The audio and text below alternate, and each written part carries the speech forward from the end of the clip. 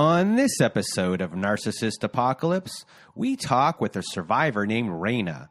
And Rayna was in a 10-year toxic relationship that had her wondering who she was anymore. It's a story of holding on to hope, pedestals, cancer survival, and breaking the trauma bond for good.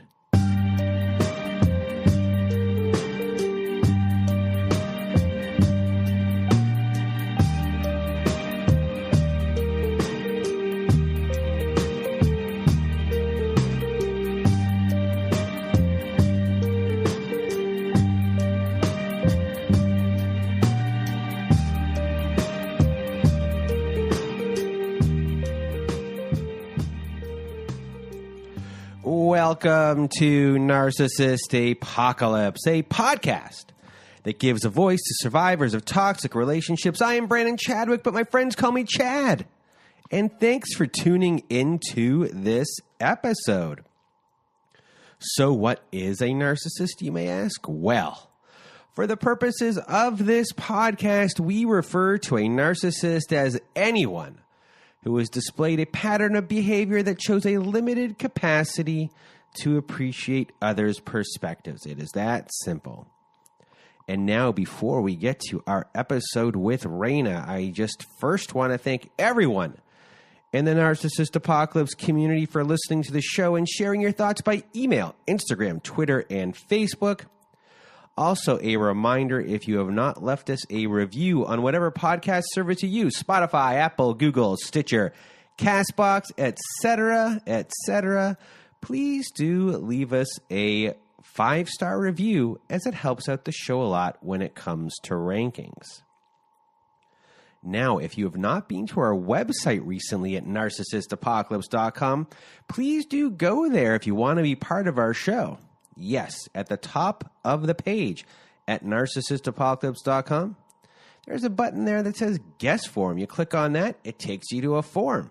You fill out that form, it comes to me, I write you back, we have a back and forth, and eventually we might do a recording. But another way to be part of our show is to also go to our website at narcissistapocalypse.com and to be part of our Letters to My Narcissist compilation episode. We have a voicemail recorder on our website. There's a button on the right side of the page. It says send voicemail. You press that button. It records up to 5 minutes. You need more than 5 minutes? Press it twice. Press it 3 times. Press it as many times as you need. We are accumulating these letters for a volume 5 of our Letters to My Narcissist compilation episode. But if you don't want to read the letter yourself, send us an email at narcissistapocalypse@gmail.com. Me or my old pal Melissa will read your letter instead. And please put Letters to My Narcissist in the subject line. What else do we have at our website? Guess what, everyone? We are still offering high conflict parenting courses at narcissistapocalypse.com/courses. Yes, we have partnered with online parenting, and many of the courses we are offering were created by Bill Eddy. And if you've listened to the episode last year with a divorce lawyer named Helen, you'll know that Bill Eddy is an expert in dealing with these individuals in court. And he's now helped create many parenting courses to help you through divorce and to help help support your children too. These courses are the most widely recognized courses by family courts across the country. So if you want to support the show and are looking for guidance, please do go to narcissistapocalypse.com/courses. What else do we have for you here today? Let's see. Oh, our Patreon. Yes, we started a Patreon. If you want to hear episodes that never made it to air, follow-up episodes with former guests, and much, much more, please do join our Patreon. We release content on there every week. I'll be posting something today and hopefully later on this week with Melissa as well. So please do become a patron of our Patreon at patreon.com/narcissistapocalypse. And what else? Oh, I got a lot written here. Are you ready, everyone?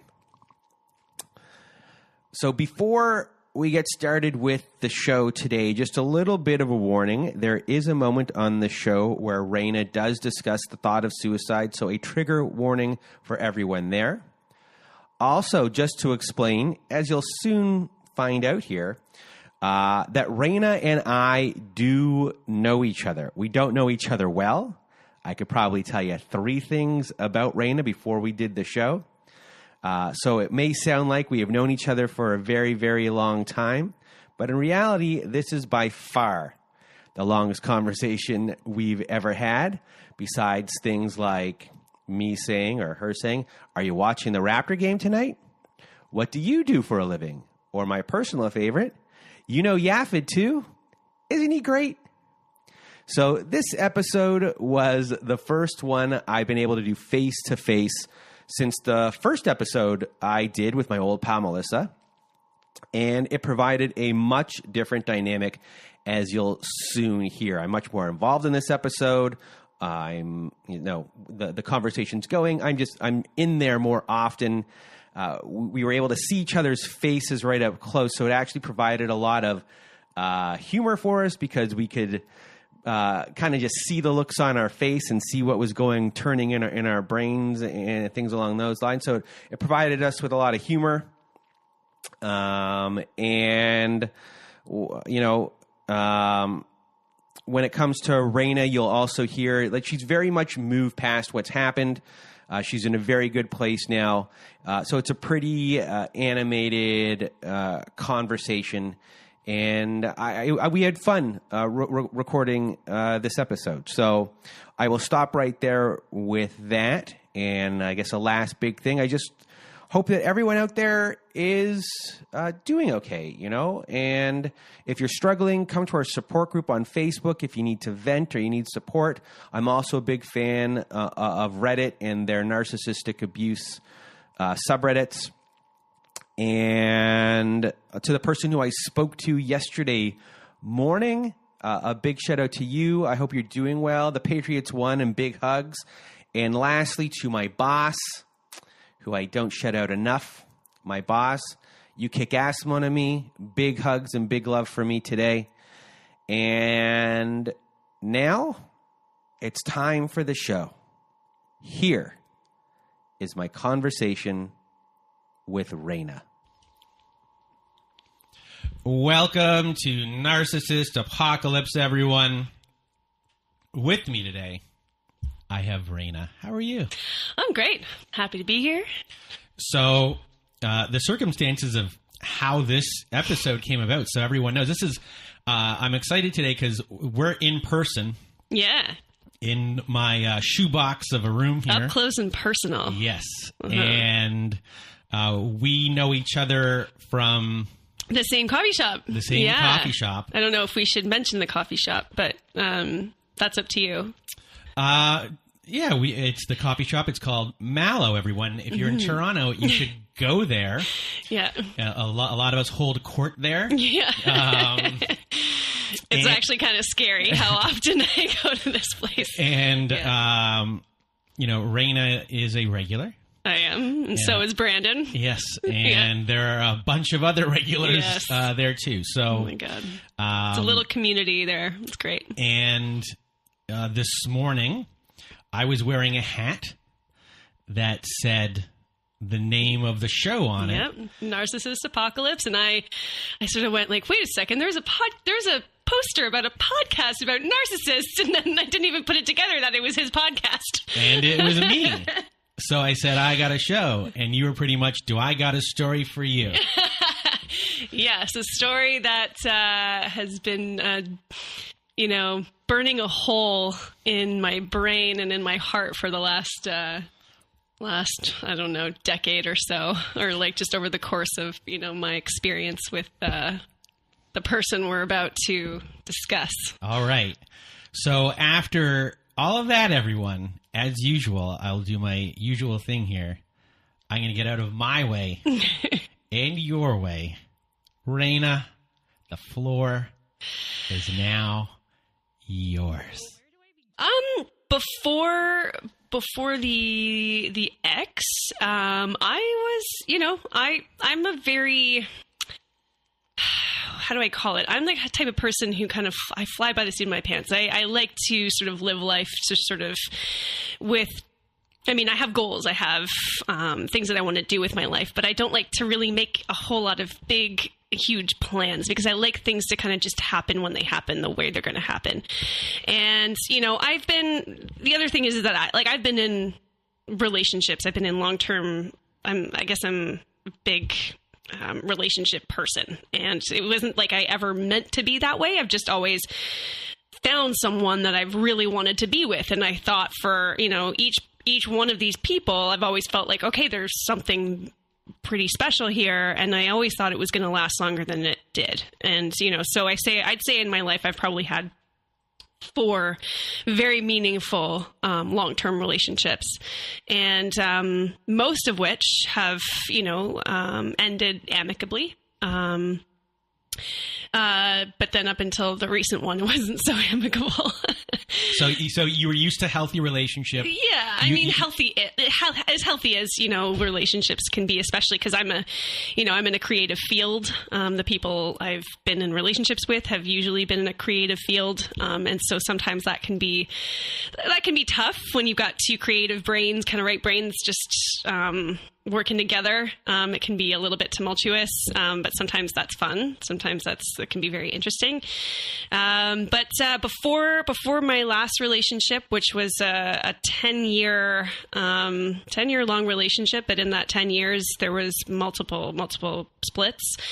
I'd say probably 5 breakups in that 10 years. So I don't even know. We'll get there. Yeah, I know. But I'm just saying before this relationship, I was a very happy person. I wasn't, my life is not very dramatic. I'm a very lighthearted, very easygoing person. I don't like drama.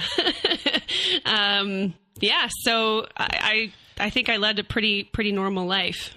And before those relationships, you grew up regular family life? Yeah. My family life was extremely traditional. Like I grew up in a town just outside of Toronto, like suburb. What town was that? Should I say? Okay. I went to a traditional high school that you think you would see in the movies. What are those like typical sort of 90s high school movies? And where there's tons of cliques. I was a music nerd. I had friends, but I wasn't a cool kid. I wasn't popular. I was quiet. You were the main character in She's All That. Exactly. Not as well. That's extreme. She was an outcast in many ways. I was not like that. I was pretty social. I had a great social group. I had great friends, but I definitely was not hanging out in the atrium with the cool kids. Like, I'm pretty sure I wasn't even allowed in there because I wasn't cool enough, but I didn't care.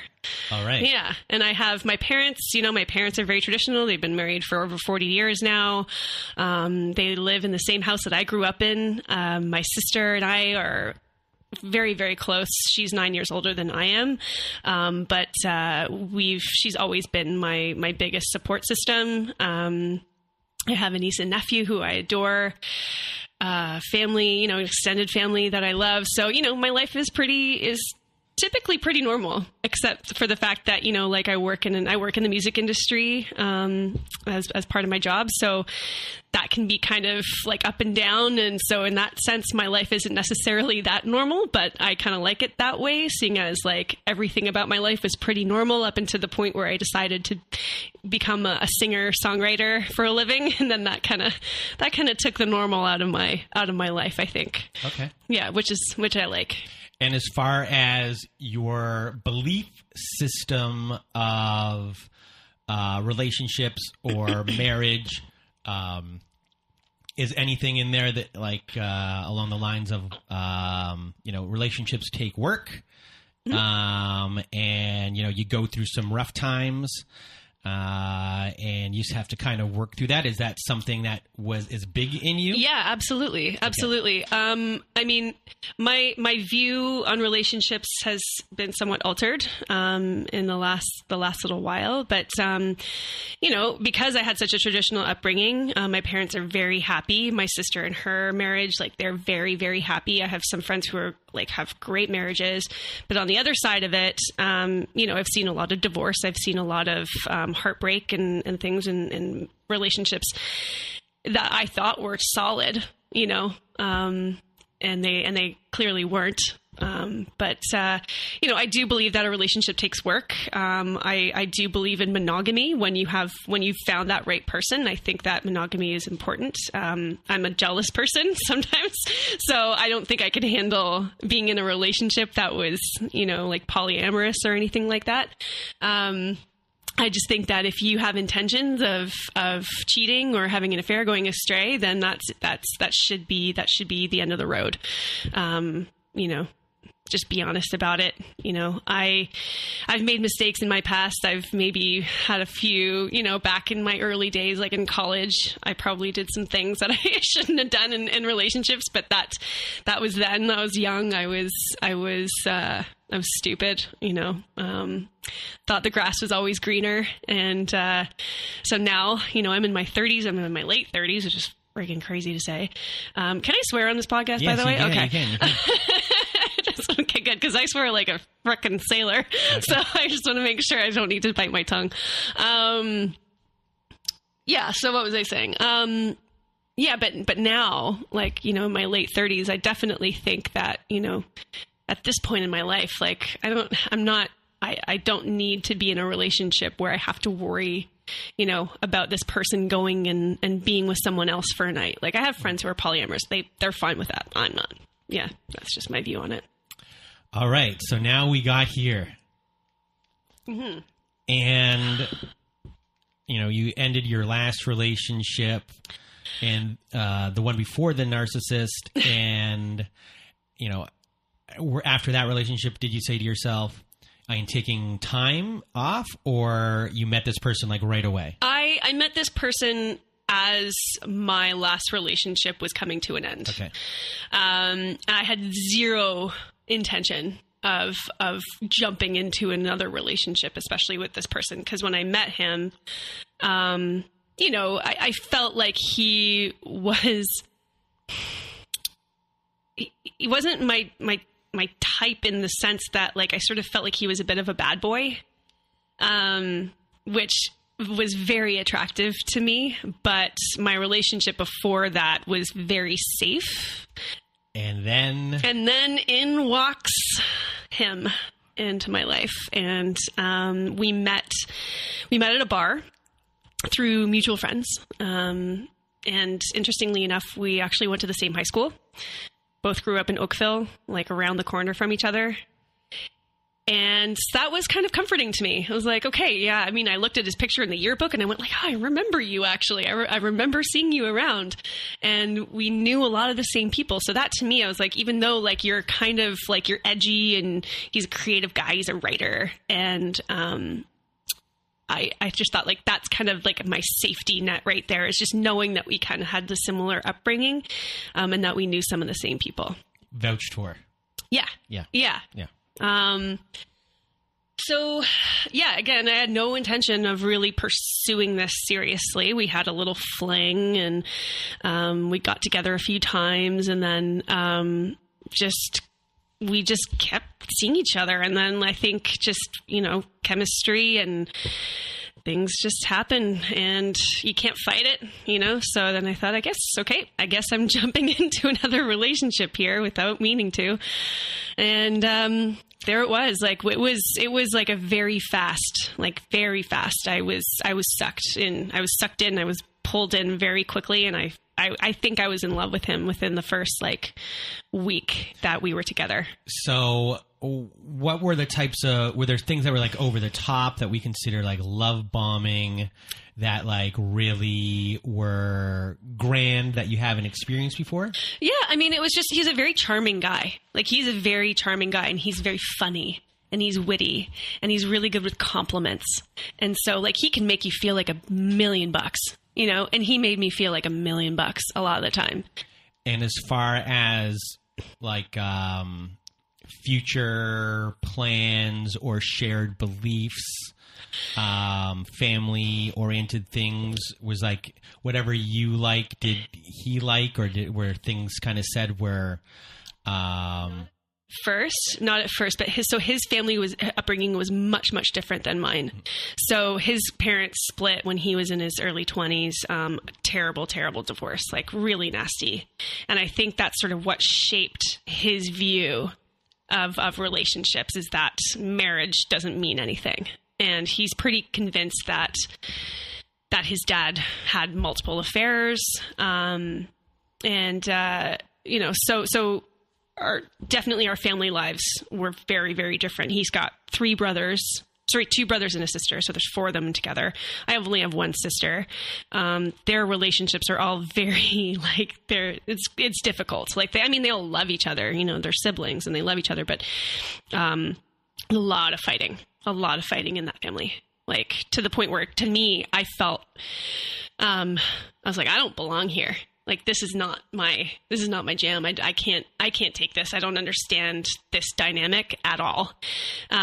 So yeah, I mean, I think there was no real, like, I don't know, what was you were asking me if there was like, it's called like mirroring, if there was like a future, like kind of stuff, or he definitely sort of within the first sort of like 6 months, it seemed to me like he was definitely trying to make me happy, and yeah, definitely telling me things that I wanted to hear. And, you know, we threw out the love word very quickly. It's really, you know, it's kind of tough because it was so long ago, and I'm trying to pull up, you know, these memories of how, and I think a lot of what's happened is I've kind of buried a lot of it, because it was very hurtful. Like I went through like some very emotional times during that relationship, and yeah, so I'm trying to dig up a lot of these details. Did he play the victim a lot? So one thing that he used to do a lot was, he would mention that he's sort of like a damaged guy.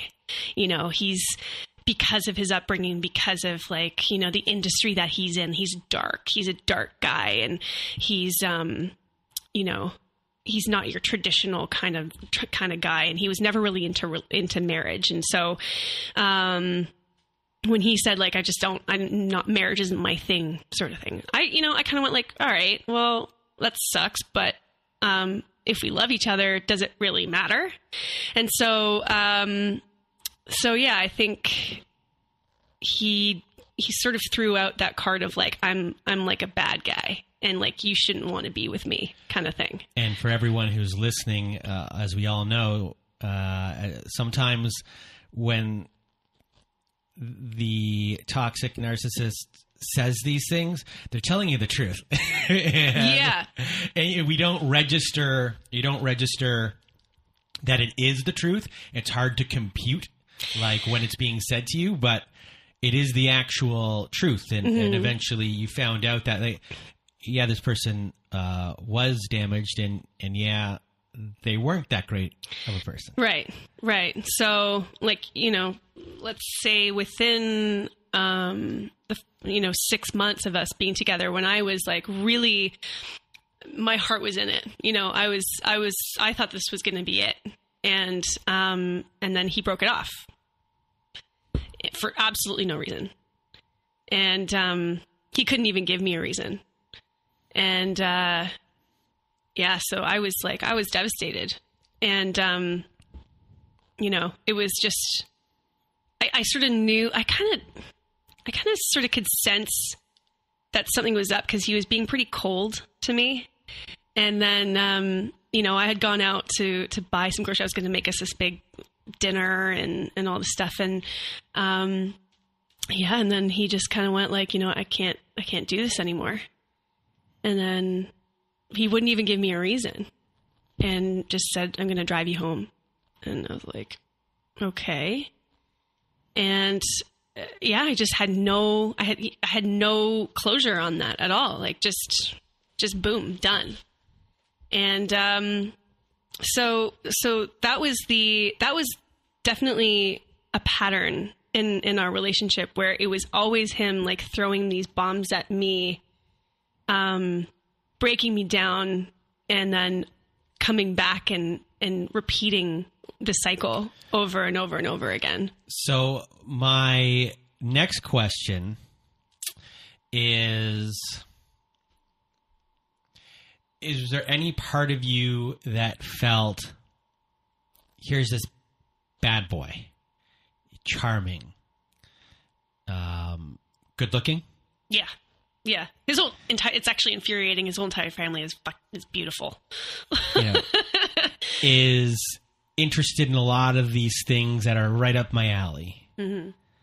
Is there a part of you that says to yourself, he chose me? Yeah. Yeah. Yeah. Yeah. It felt good because I'm like, he checks all these boxes. He's interesting. He's edgy. He's fun. He's funny. He's good looking. And he keeps me on my toes. And then, he chose me. He chose me. He could have had anyone. Yeah. Yeah. And I was his first long-term relationship.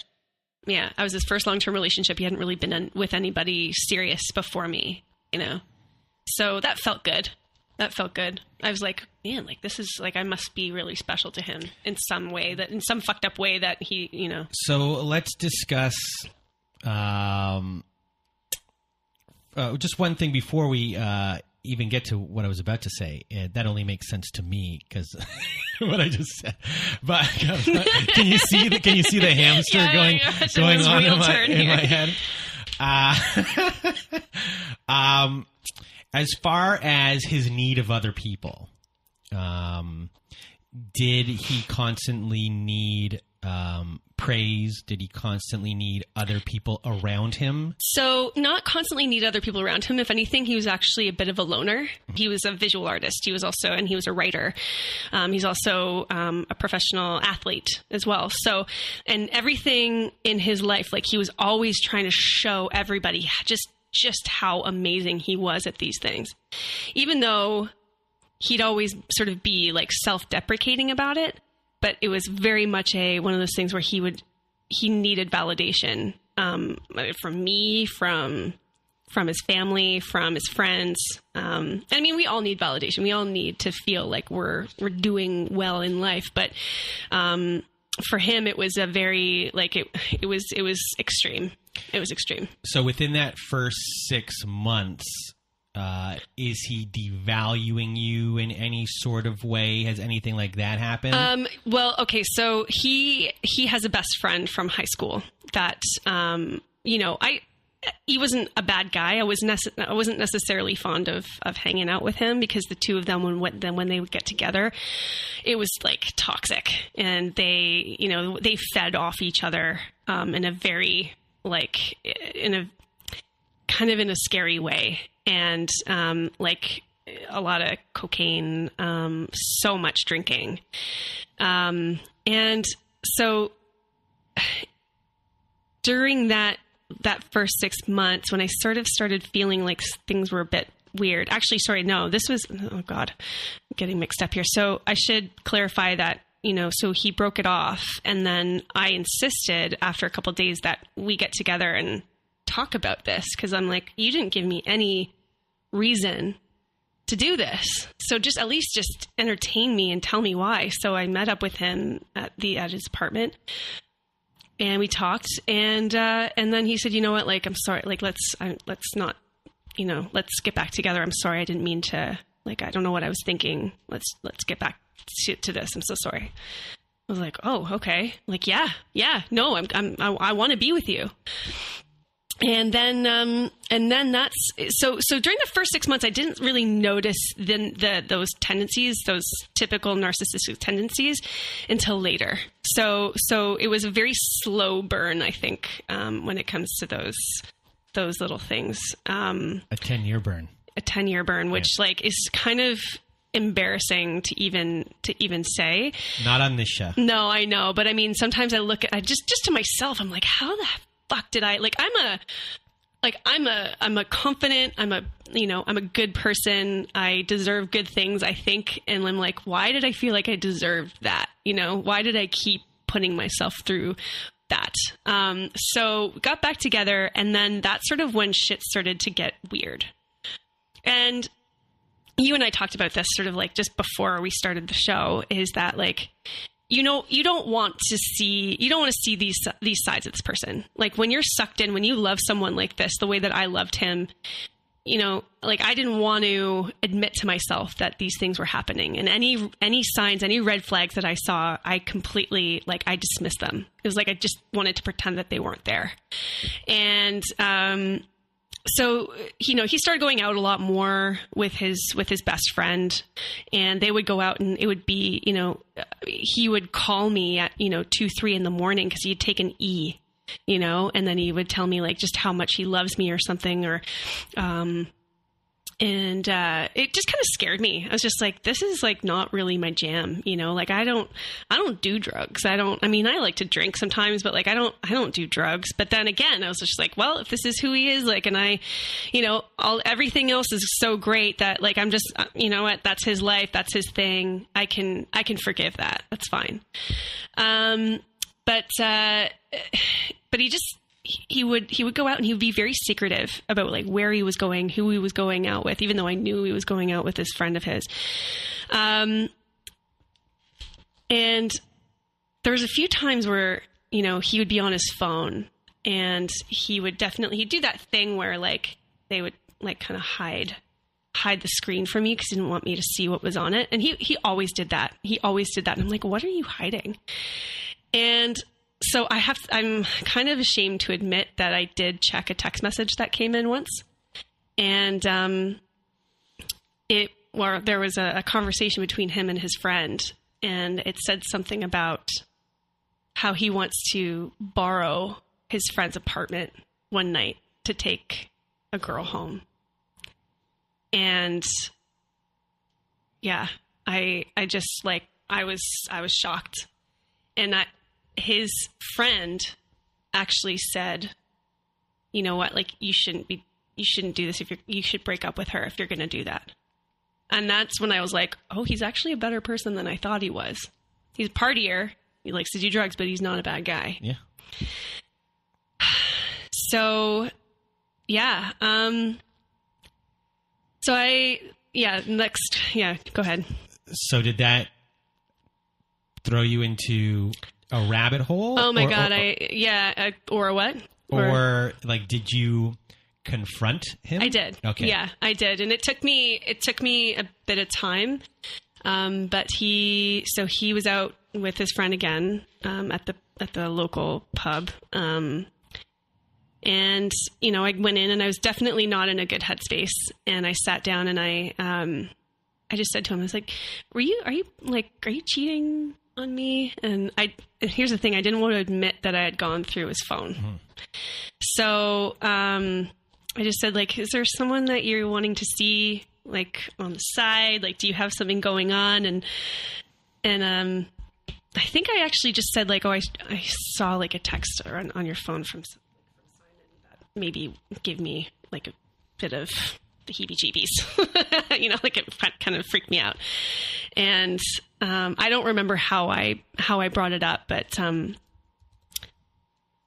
and he's like, oh, no, like, there was someone that, like, I thought was cute, but, like, I didn't act on it. He's like, I'm really sorry. And and he gave me, like, he put his arms around me. He's just like, no, like, nothing's going on. And I still think back to that time, and I fucking, like, I want to punch my old self and just be like, what the fuck were you think? Like, why did you believe this? Like, why did you believe him? Like, I'm pretty sure that whatever he was talking about happened, and I was just too fucking naive to believe it.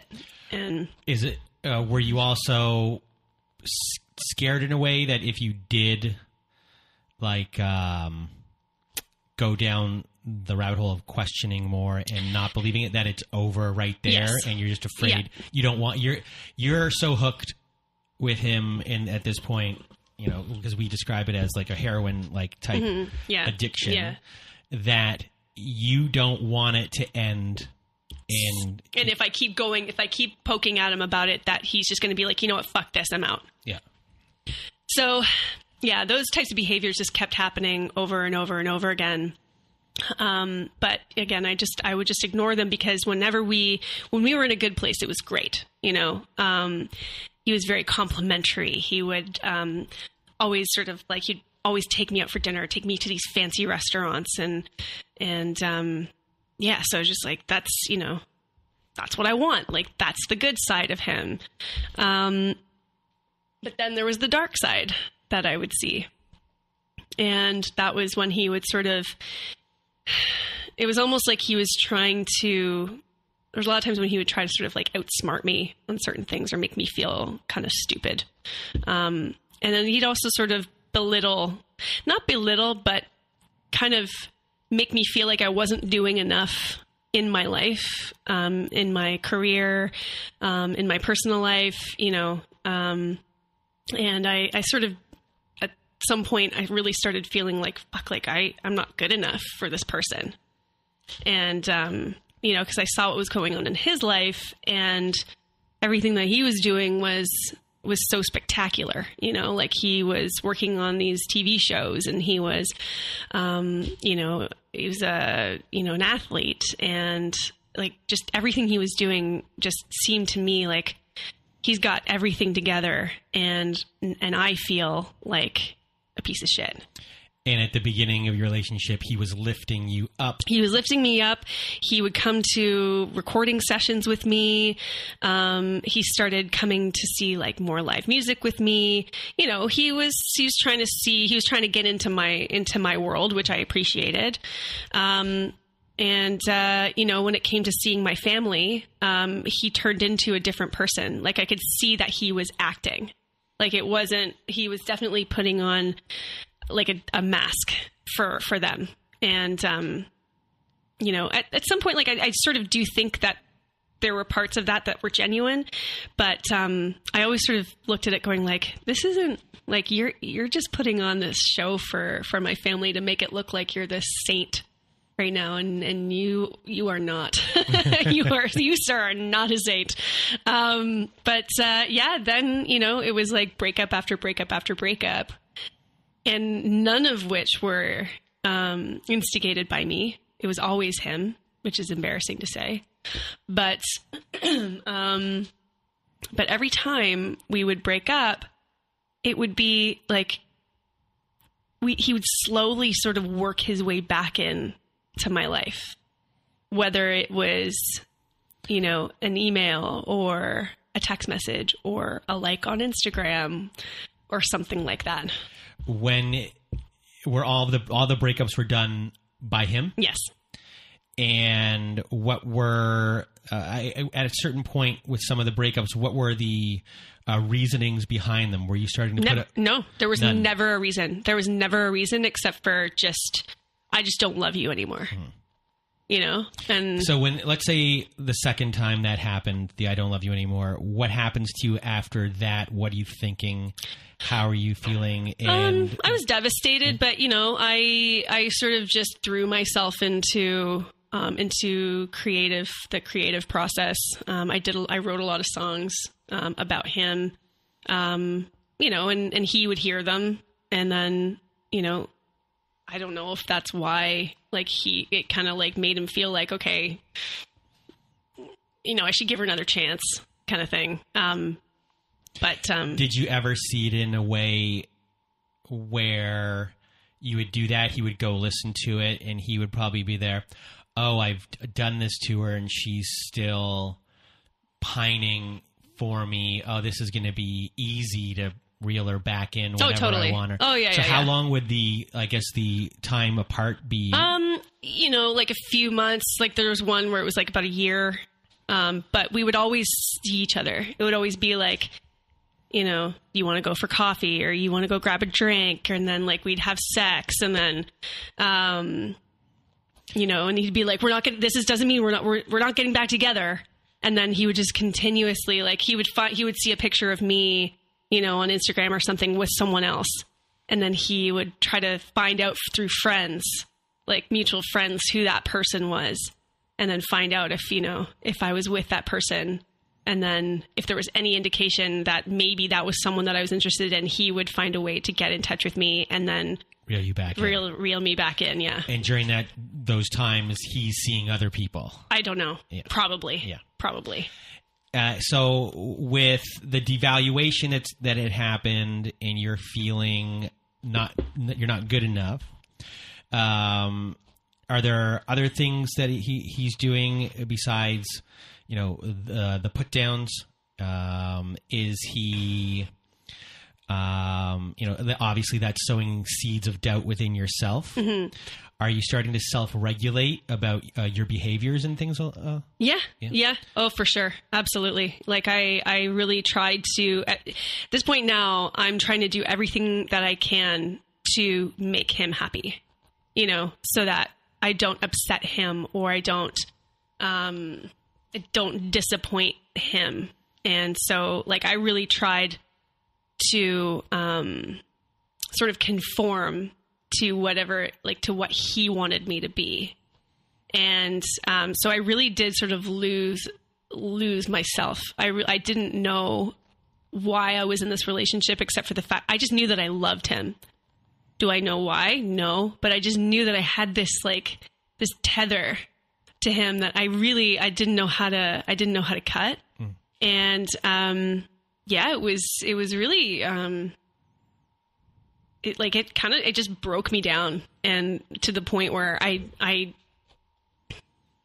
just lost I lost myself in a lot of ways. And so I'll just let you know, like, a lot of the worst behavior, like, didn't happen until the last, like, few years of our relationship.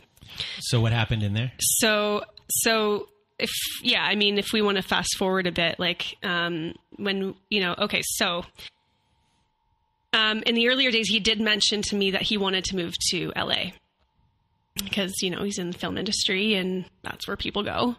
And, I was like, wow, okay, that's like a pretty big plan. That sounds great. And as the years went on, that conversation kept coming up. But not, you know, it never really seemed like it was that serious. It was just an idea. It was an idea that was maybe going to happen. And his brothers are also in film as well. So it was like this plan that the three of them were going to be down there and they were going to, you know, write scripts and all this stuff. The Canadian version of the Baldwin brothers. Yeah, exactly. Exactly. So, you know, then down the road, he says, like, this is actually something I really want to do. And so we're out one night, and again with his friend, and we're saying goodbye, and his buddy goes, dude, shakes his hand and goes, good luck in LA, man. I'm gonna miss you. And I was like, what? Wait, what's happening? And we had just gotten poutine on Queen Street. I was like, why is he saying good luck in LA? What do you mean? Like, well, I've made a plan to go. I'm gonna move down there, like, pretty soon. And I was like, what the fuck? I'm like, I find out this way? What?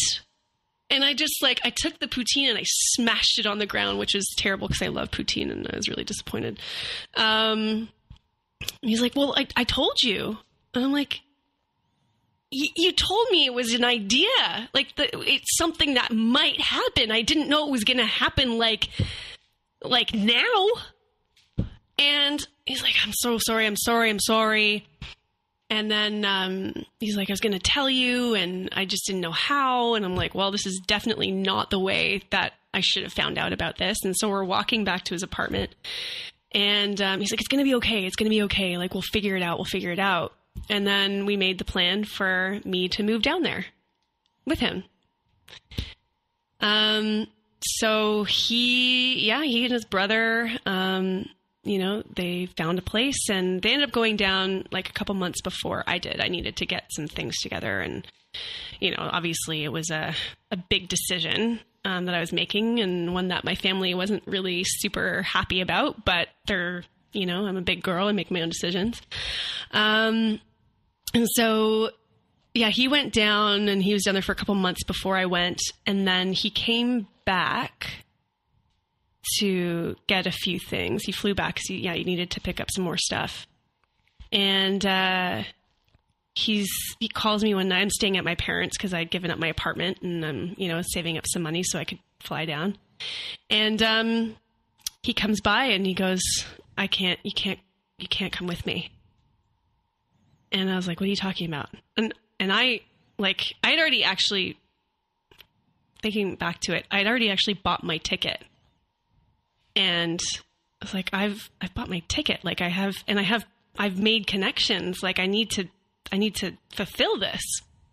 He's like, well, you can't, just cancel it. Don't come. I was like, oh my God. Like, what am I supposed to do? He's like, I don't know, but you can figure it out. And I was like, holy fuck.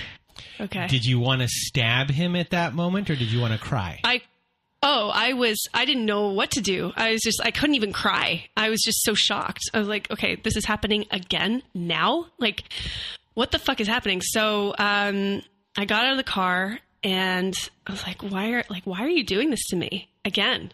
Like, I need to do this on my own. I need to do this on my own. So I was like, okay. So I figured some shit out, and then I called him and I was like, look, I know you don't want me to come down there, but I've made this plan. I changed everything in my life to do this.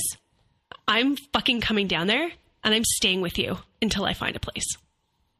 I was like, you at least owe me that. And so I did. And I went down and I stayed at his place, and we made it as amicable as possible.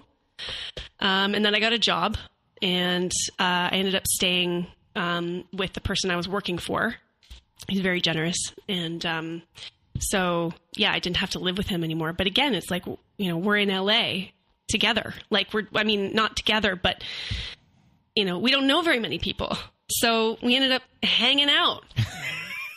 Yeah. Like, and oh my God, it's so stupid. I'm just like, but you know what? Moving down there was probably the best decision I ever made, because I made amazing friends. I made amazing connections. So we were not technically together for the first year that we were both down there. But, we decided, okay, we're both here. We might as well support each other or be friends or something, whatever the hell fuck that means. And then... can I ask you one question? Yeah. At this point, you're telling your friends and family what you've broken up how many times at this point? Probably 3. Are you complaining to your friends and family, and then you don't complain to anyone? No. This is all silent anguish. Yes. Because I was embarrassed. I felt so stupid.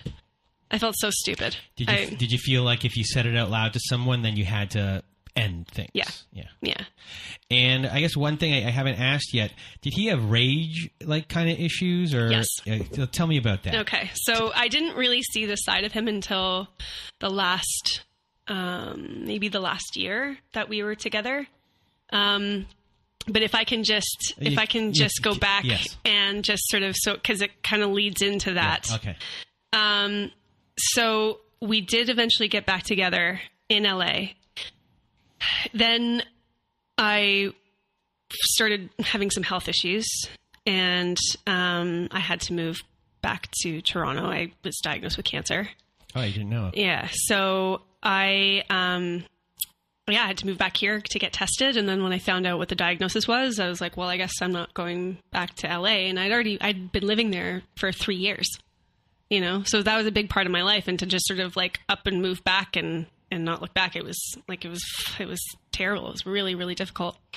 So, I essentially had a long distance relationship with him during my cancer treatments. And, he would come up and visit me, and stuff, but he would always go back down. And so like during all of my chemo and everything, he wasn't here.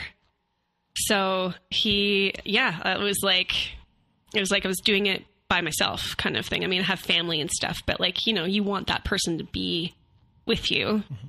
And, that was really fucking tough. And, you know, he kept saying, well, I'm going to stay down here because I want to keep our place. You know, I want to keep my job. I want to make sure that we have a place to live. Like when you're done your treatments and stuff and you can move back down. I was like, well, I don't know if that's going to happen. Like, I can't predict that. I have no idea. And so it was... At that point, you don't know if you're going to live At that point, I don't know if I'm going to live. Exactly. Yeah. So, you know, it was... Did you feel that, like, he didn't take you a life and death situation seriously enough? Well, so here's the kicker. So after I was diagnosed, so I'd say about 3 weeks later, he flew back to be with me. And he was here during my surgery. But just before my surgery, just before Christmas, he proposed to me. And to me, looking back, I see that as something that made him feel better. And I think it was like one of those things where he wanted to feel good about, you know, I don't know. It was something to sort of just make him feel good inside. Like he did that to make you feel good about whatever was going on. So you'd feel this other thing. Yeah. I don't know. Positive. I just don't know that it was a really genuine thing. Proposal, you know? And then of course, we had the back and forth. He was flying back and, you know, we were just doing long distance during this whole thing. And, he, you know, when we'd see each other, he'd just be like, you know, I'm there for you. I want to support you. You know, you've got this. And then there would be other times when he would say things like, you know, I feel like I caused your cancer. Where I was just like, what? What does that mean? And he was implying that like, because of like all of the breakups and all of the heartbreak that I went through with him, that was what caused my cancer. And I was just like, that is ridiculous. Like, what are you talking about? And, you know, to make it about you, like now you're making it about you. So, but it's all these, like in hindsight, these things that I'm realizing now. So then eventually, like when we realized how long I was going to be in this battle for, he did move back here to be with me. And then, you know, but it was really rough. Like we weren't in a good place. And, sorry,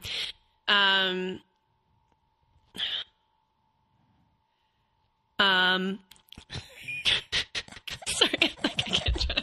Rayna. I love that I can look back at this and laugh. You know, that's a good feeling. I hope that everyone one day will be able to do that. Yeah. Yeah. And, you know, I have a dark sense of humor. So, like, whatever happened with me, I like how ludicrous some things were. I can laugh and be like, that was just fucked. Yeah. Yeah. So at least I can do that now. Yeah. So there was one night, you know, and this was sort of during, I was still going through treatments. It wasn't chemo anymore, but it was another drug that was intravenous, but it wasn't nearly as harsh. So I was recovering, I was getting better, but I was still physically, you know, weak and you know, mentally also exhausted and, you know, trying to figure out where my life is going now. And, so he went out one night with some friends, and I know it was a crazy night. I know it was. And so he comes in and he's just stumbling into the apartment. And I had been asleep already for hours. And he gets into bed and his phone, like he just basically, like he threw everything on the floor and his phone had fallen out of his pants. And he hadn't turned the ringer off. And so it's going off. It's like ping, ping, ping, ping, ping. So one of him is his friend and he's going like, hey, what happened to you? And then another one is from a girl. and it's saying, "Hey, I was looking for you, couldn't find you, but, maybe I'll see you again sometime." Something like that, something along those lines. And I was like, are you fucking kidding me? Like, what the fuck? So I couldn't even lay next to him. I got up and I moved to the couch and I didn't sleep. I put on a movie and he was so dead that, like, even if I tried to confront him about it, then it wouldn't have even, like, it would have just been a waste of breath. So,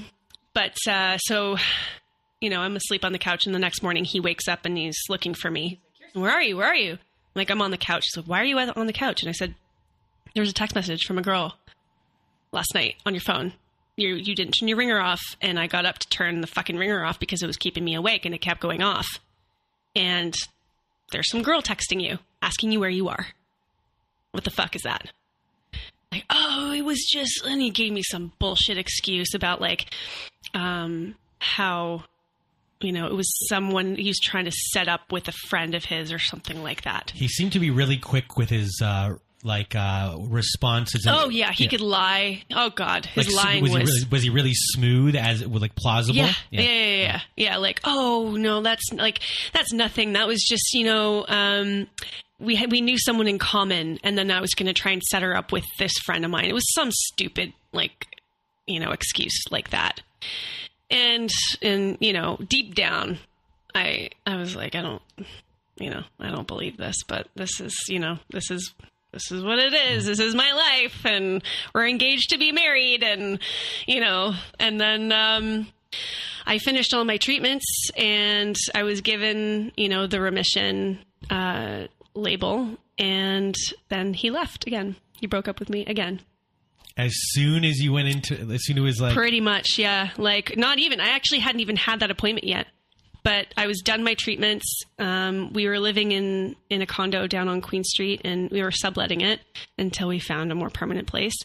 And, he just... one morning we woke up, and he was just... It was like he was like Eeyore. There was like a dark cloud over his head, and he was just like... Yeah. What was that word you used? Eeyore? He was like Eeyore. What's that? From Winnie the Pooh. Oh, I guess I was never a Winnie the Pooh person. Oh my God. The little donkey with the pin-on tail? No? No idea. Oh my God. No okay, idea. we gotta fix that. I don't know if I want that to be fixed. God. Winnie the Pooh. Oh my God. Okay, well, anyway. Yeah. I watched the hilarious House of Frightenstein when I grew up. Oh, okay. Remember that show? No. Oh. I was Winnie the Pooh. You were the hilarious. It was at Hamilton. Oh, okay. Yeah. Oh. Vincent Price was the narrator of the show.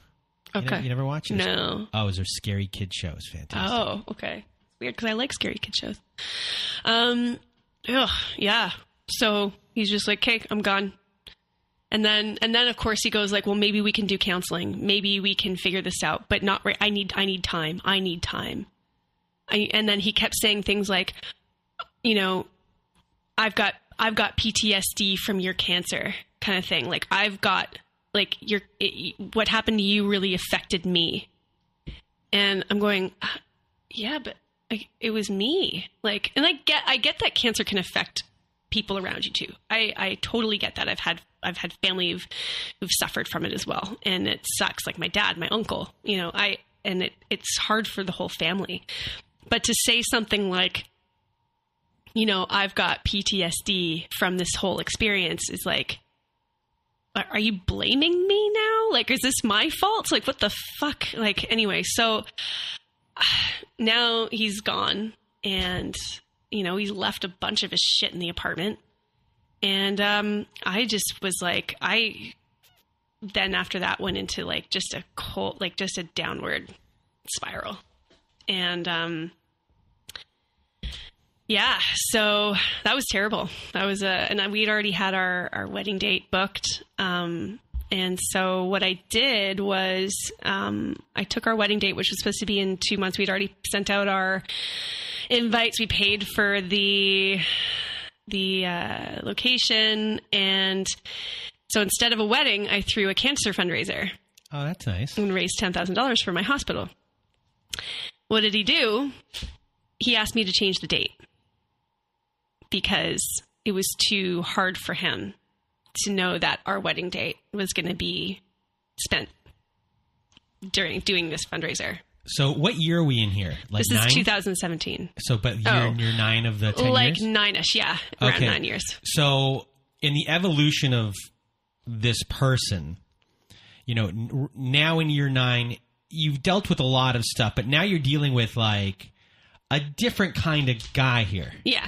Yeah. This is someone who definitely sees like that the world, like thinks that the, you know, everything is sort of like he's a magnet and everything just happens because of him. And like my cancer because of him. He doesn't like he doesn't want me to have my fundraiser on our wedding date because it's going to hurt him. And so I was just like, wow, oh my God, like who is this person? And you at this time, you've gone through everything that had happened before, cancer, he leaves you, you're devastated. How are you feeling about yourself? You know, where's your self-esteem? And it's all those totally things? down the tubes. Yeah. And like, you know, I was saying before how like I felt like I totally lost myself. Now at this point, I don't even know. I can't even look at myself in the mirror anymore. And so, you know, I tried to rely on friends. I tried to just bury it by just going and I was drinking a lot. You know, even though I'd had cancer treatment, like I started drinking. Yeah, so it was nasty. So I started taking Ativan just to try to go to sleep. I wanted to just sleep all the time. I kept, you know, just like having dreams that, you know, like, and just reliving the breakup over and over and over in my dreams. Because of the Ativan? I don't know if it was because of the Ativan, but it just made me sleep. I got addicted to Ativan. Oh shit. And, it gives you really weird dreams. Yeah, I've had weird dreams on Ativan. I'm not sure if that caused all of the flashbacks in my head. Really vivid, yeah. like really far out there dreams. And that could be fun sometimes, but yeah. Not when you wake up. When you wake up. Not when you wake up, and it gives you worse anxiety than you had the night before. Yeah, no, definitely not. But yeah, so I decided to go to LA just to get away. Went for 3 weeks. And then, of course, he's checking in on me, seeing what I'm doing. You know, he called me. He would text me. He would send me messages on Instagram, seeing how I'm doing. When are you coming back? All this stuff. I'm like, what the hell? Like, so, you know, and of course, because I'm a nice person and I, you know, like, and I still love him stupidly, I would respond and I would communicate. And I got back and then I had to, you know, I found a quick apartment just to jump into, to sublet while I was trying to figure out what I was going to do. And yeah, I and then that's when I came back, and then I had the fundraiser. Mm-hmm. And then that's when he was just like, change the date of the fundraiser because my feelings are hurt because fuck you. So, yeah. And then, and I went and then I moved down again for 6 months. Yeah.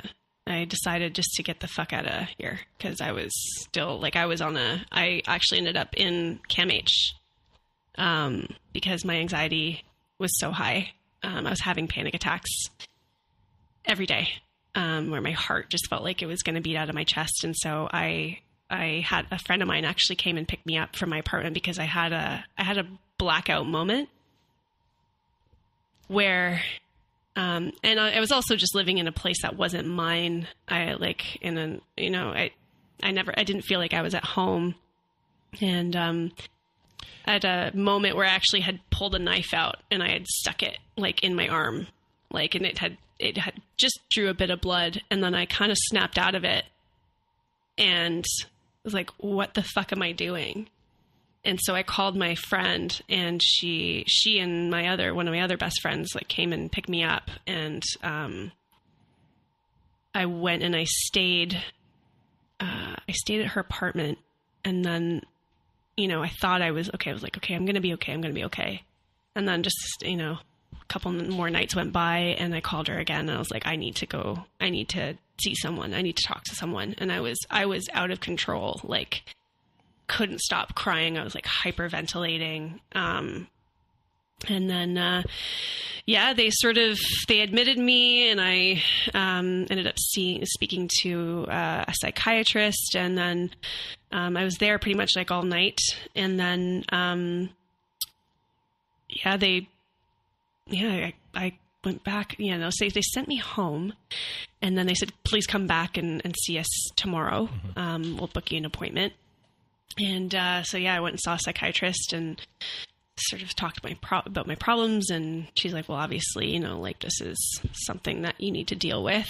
And they diagnosed me with depression, and like, but it's not a depression that is, it's induced by a situation. It's situational depression, I guess is what it's called.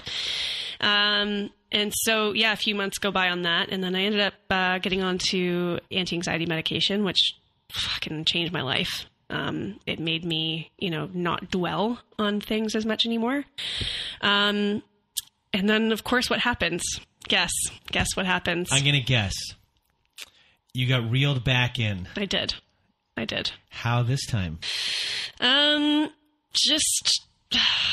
don't know. I think I went back to LA. I went to LA for 6 months. And, when I was there, you know, again, he would message me. He even came down, and he said it was for work. I don't think it was, maybe partially, but, you know, when we saw each other, we had a great day at the beach. So stupid. And then, you know, of course, I start thinking that, you know, there's hope again for this for us to get back together when I get back. But I still had 3 months left in LA, so anything could happen at this point. Did you think you could change him? Yes. Yeah. Yeah. I thought, yeah. I mean, always though, like from the beginning, you're like, I can change him. I can make this bad boy into a good boy. Yeah. Yeah, definitely. But it's not that I wanted him to be a good boy. I wanted him to want me. Yeah. And it was almost like he always had me at arm's length. It was like at any moment he could just let go. You know, he's just got me by the skin, and he could just let go, and I'd drop. As I've said many times as an example, you had him on a pedestal. Yeah. And when you have someone up on a pedestal who is a toxic... he was exciting. Like, he was exciting to me. And when they're a toxic person, that person on the pedestal is gets to be a puppeteer. Yes. And because they're just doing whatever they want, and that was what was kind of going on with you. Well, I think he was lonely. Anytime he got lonely and he needed companionship, he knew that I was the one that could provide that. Yeah.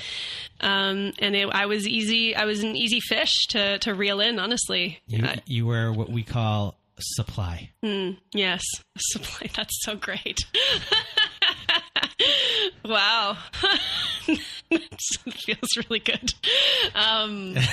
Yeah. Did I just ruin your day? No. Because I know that I'm no longer that. Yeah. I was at the time, and now I'm, you know what, like, even now looking back and just reliving this, it's kind of interesting to sort of tell the story again, because I've never really talked about this in its entirety. I've always just given cliff notes.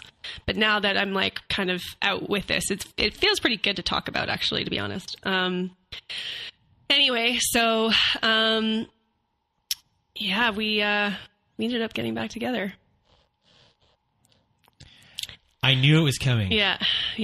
But this time, you know, there were so many flags that, you know, I would go to his apartment and there would be a hair, like a long hair in the bathroom. That was not mine. Like, clearly, like, my hair is just growing back from chemo. Like, I don't have hair like this. There was a condom wrapper, like like a little edge of a condom wrapper that was just like on the floor. And all these things, I confronted him about it. Because at this point, I'm like, I don't have anything to fucking lose anymore. Yeah, like, I love you and stuff. But now I'm kind of just pissed off. But, you know, I think it was like, I guess I'm a masochist. I like pain. I like to torture myself. I don't know. But, so every time it would just be like, well, I don't know, maybe that's my sister's hair. Because I was with my sister and I gave her a hug and maybe her hair fell off me and into the bathroom or something. Or like that condom wrapper, man, it's from way before you and I got back together, way before. So I'm like, why is it here now? Like, oh, because I was cleaning up and it just must have fallen off, you know, off the table or something, or I don't know. I swept it off. And goddamn, like you'd think at this point, like I would just be, you know, I'd just be like, you know what, fuck this, I'm out. You know, and then, we'd go out. It was Raptors were in the playoffs last year and everything was so exciting. And we were at a bar one night and this happened twice in a row, actually, when we went to go see a game and he exploded on me. He just, for no fucking reason, just lit up like, and I was talking to this girl and, she's a lesbian. And I remember her being there from the last time we were there and, you know, we were friendly and we're talking. And, when the Raptors won, I gave her a hug before him. And he's just like, what the fuck was that? I'm like, what do you mean? And he goes, she was all over you. She was all over you and you hugged her and like you hugged her before you hugged me. What's wrong with you? What's wrong with you? And I was like, what are you talking? It was a moment. I didn't even think about it, you know? And then I was like, I came and hugged you and we had a moment, like when we were happy that the Raptors won. What is going on? Anyway, I was so upset and cause he's giving me this, like, it's like almost like he wanted to kill me. Like it was scary. And so I was like, you know what? I can't do this. Like you're scaring me and I need to go. And I went and I just started crying. I was like, what am I doing? And then he called me and he said, I'm so sorry. I don't know what that was. Please come back. Please come back. And I did. And he hugged me and he's like, I don't know what happened. It was the moment and everything was really overwhelming. And I reacted and I'm sorry. Okay, fine. A few days go by. The next Raptors game comes on and we're at that bar again. The place is just erupting. It's way over capacity. We've got some other friends there. What bar? Okay. Yeah. Great spot. Yeah. Awesome spot. Yeah.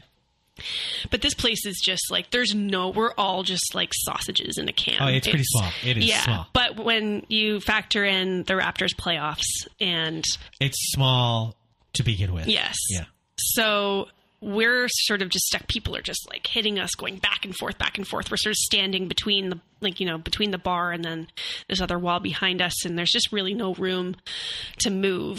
Yet people are just bumping into us, trying to get by and go to the bathroom and all this shit and get drinks. So, friend who I've mentioned before, nearly gets into a fight with this guy who's at the bar who thinks that his friend is stealing his seat. So they're going at it and then steps in and you don't have to put your hands over your mouth by saying his name because I'm going to cut it out. Okay. But I'm going to leave me talking about it saying it. Everyone should. You're so horrified right now. No, like, you're so scared. Like, I don't know why. Oh my God, that's funny. He's gonna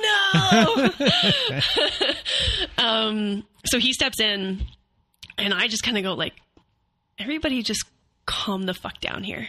Like, we don't need to do this. We're all having a good time. And I'm like, you don't need to step in here. They're dealing with it. And I was like, holy, again? Like, we're going to do this again? Here? Same bar? Like, what the hell?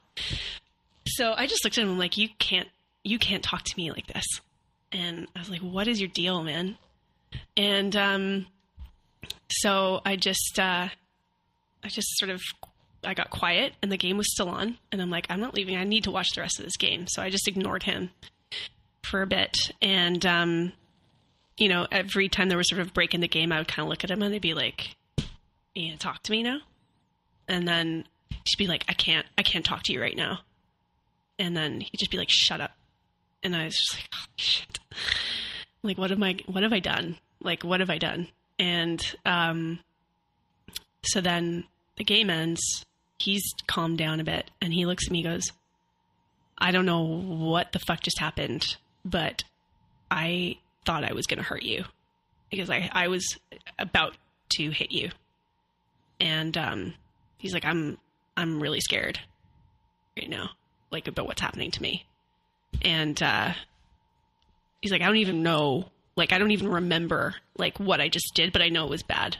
And I'm like, well, I remember. Do you want me to tell you? Like, I can recite it to you if you want. Reenact it in reverse, if you like. I didn't say that, but I was thinking it. So we ended up watching the next game, like, just at home, you know. And I'm trying to, you know, as much as I should have just been like, okay, I'm done. I wanted to help him, you know, like, I was just like, we need to get you some help or something. Like, I'm doing my part. I've started, you know, I'm on antidepressants now. Like, I'm seeing a therapist, you know.